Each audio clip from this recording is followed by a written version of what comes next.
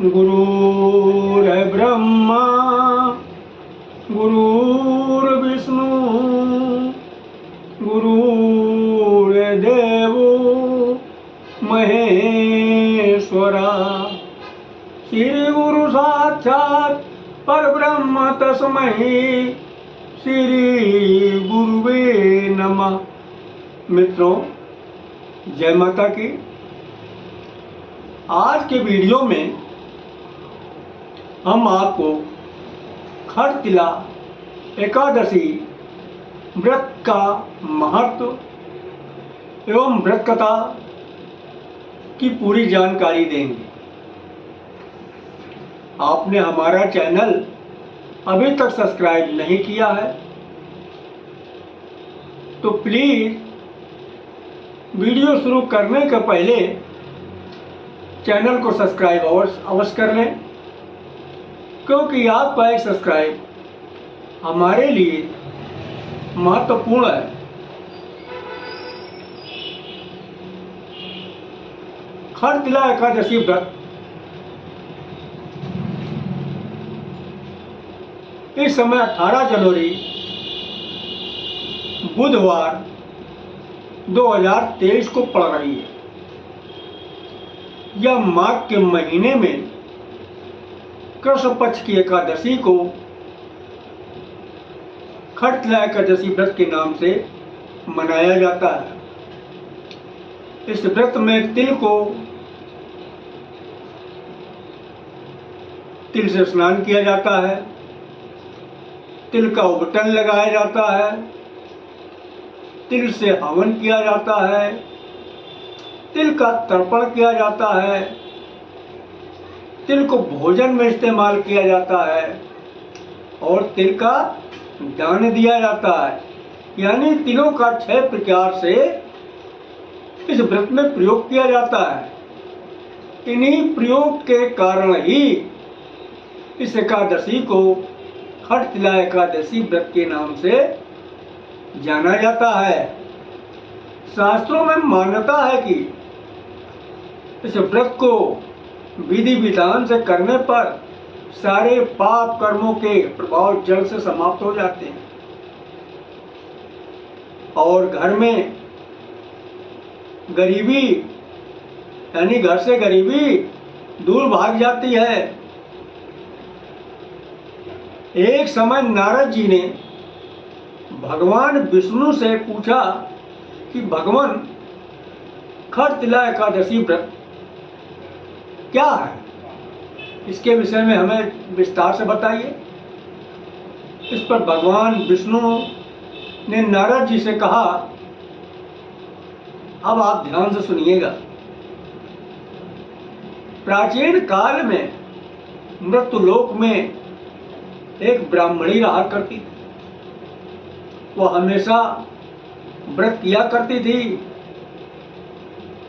एक बार की बात है कि वह 1 महीने तक लगातार व्रत करती ही रही और इस व्रत के कारण उसका शरीर बहुत ही कमजोर हो गया। लेकिन उस ब्राह्मणी ने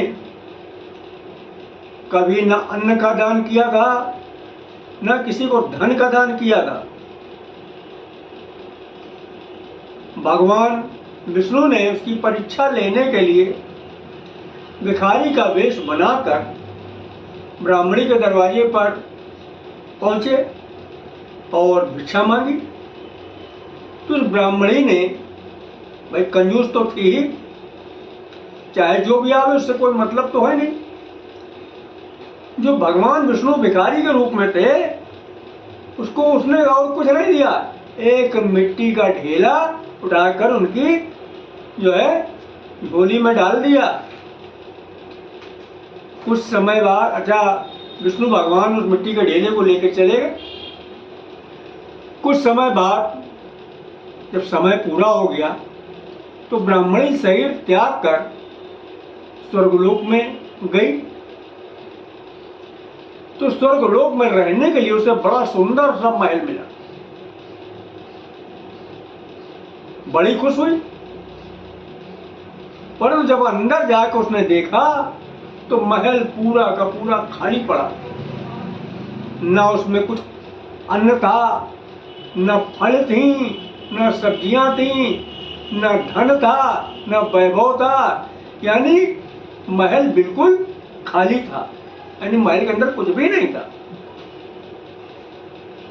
तब वो ब्राह्मणी घबराकर भगवान विष्णु के पास में आई। बोली, भगवान, मैंने तो जिंदगी भर आपकी भक्ति किया है और इसका मुझे यही फल मिलेगा कि न मेरे लिए खाने के लिए अन्न है, न फल है, न सब्जियां हैं, न हमारे ऐशो आराम के लिए वहां कोई सामान की व्यवस्था है। इस पर भगवान विष्णु ने ब्राह्मणी से कहा, तुम अपने घर जाओ, तुमसे मिलने अभी देवियां आ रही हैं, यानी तुमसे मिलने अभी कुछ देवियां आ रही तुम्हारे घर पे, परंतु आप दरवाजा बंद कर लेना पहले से ही, और जब देवियां आपको आवाज दें दरवाजा खोलो, दरवाजा मत खोलना। उनसे पहले कहना, आप खटतिला एकादशी व्रत की महत्व को हमें बताइएगा, उसकी विधि विधान को बताइएगा, क्या करने का तरीका बताइएगा। जब देवियां आपको ये सब सारी चीज अच्छी तरीके से बता दें, आप अच्छी तरीके से समझ लें, के बाद ही दरवाजा खोलना। ब्राह्मणी को बात समझ में आ गई और उसने वही किया जो भगवान विष्णु ने कहा था।